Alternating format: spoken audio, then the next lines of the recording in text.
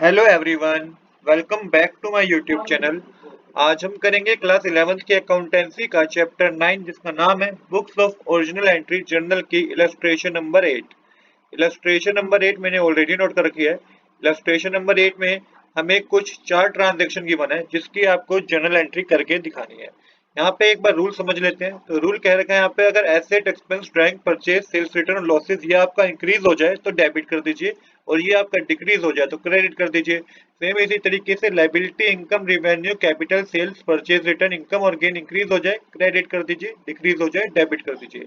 अब सबसे पहले हमें बता रखा है bought good from Mohit at the least price of ₹10,000 at 15% trade discount.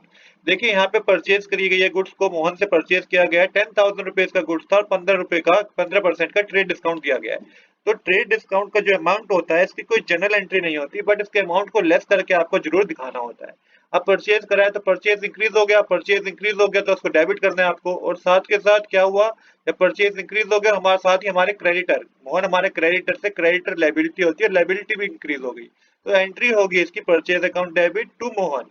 10,000 का 15% कैलकुलेट करने पे 1500 आएगा, जिसको माइनस करना होगा आपको 10,000 रुपीज से। ये आपका माइनस करके आएगा 8500, जो आपको डेबिट साइड और क्रेडिट साइड लिखना है। इसके बाद नरेशन आपको लिखनी है, goods of the least price of ₹1 lakh sold at 15% trade discount. Next हमें गिवन है second transaction, settle the account of Mohan bye paying cash under a discount of 4%। अब 8500 रुपीज मोहन को देने चाहिए थे आफ्टर द ट्रेड डिस्काउंट, पर इसमें भी हमने क्या लिया है, 4% का कैश डिस्काउंट लिया है, उसके बाद हमने मोहन को पेमेंट करी है। मतलब कि यहाँ पे डिस्काउंट रिसीव हुआ है हमें। तो सबसे पहले तो यहाँ पे पेमेंट करी है हमने, कैश हमारे पास कम हुआ है। ठीक है, डिस्काउंट रिसीव हुआ है हमारे पास, डिस्काउंट रिसीव इंक्रीज हो जाए तो उसको भी क्रेडिट करते हैं आप। और साथ ही साथ मोहन जो कि क्रेडिटर थे ये हमारे कम हो गए, तो लाइबिलिटी कम हो गई तो इसको आपको डेबिट करना होगा। मेंशन कीजिएगा मोहन डेबिट लिख के मेंशन कीजिए आप यहाँ पे टू कैश अकाउंट, और मेंशन कीजिएगा to discount receive account. Amount किस तरीके से फिल करना है ये समझिएगा। देखिए मोहन को देने चाहिए थे 8500 रुपीज, जबकि डिस्काउंट है 4% का, तो 8500 का 4% कैलकुलेट करेंगे तो 340 आएगा। हमने जो मोहन को कैश दिया है वो 8160 रुपीज का दिया है। नरेशन होगी cash paid and discount receive at the rate 4% on 8500 rupees. अब हम करेंगे ट्रांजैक्शन नंबर 3। ट्रांजैक्शन नंबर 3 हमें कह रहा है bought good for cash of the least price ₹50,000 at 20% trade discount at 5% cash discount.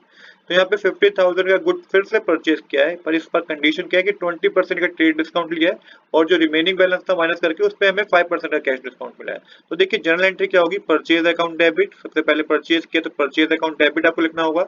मैंने बताया था ट्रेड डिस्काउंट की कोई जनरल एंट्री नहीं होती है, ट्रेड डिस्काउंट की कोई जनरल एंट्री आपको नहीं करनी होती है, इसका अमाउंट सिर्फ लेस करना होता है। इसके बाद टू कैश अकाउंट, क्योंकि पेमेंट भी कर दी है, टू डिस्काउंट रिसीव अकाउंट, और डिस्काउंट रिसीव हुआ हमें क्योंकि 5% का कैश डिस्काउंट था तो ये हमें रिसीव हुआ है। देखिए टोटल जो हमने परचेज करी है 20% कैलकुलेट करेंगे 50,000 का तो 10,000 होता है। 10,000 को माइनस करेंगे 50,000 में से 40,000 रुपीज आएगा, क्योंकि मैंने अभी बताया ट्रेड डिस्काउंट का सिर्फ अमाउंट ही लेस होता है, इसकी जनरल एंट्री कुछ नहीं होती है।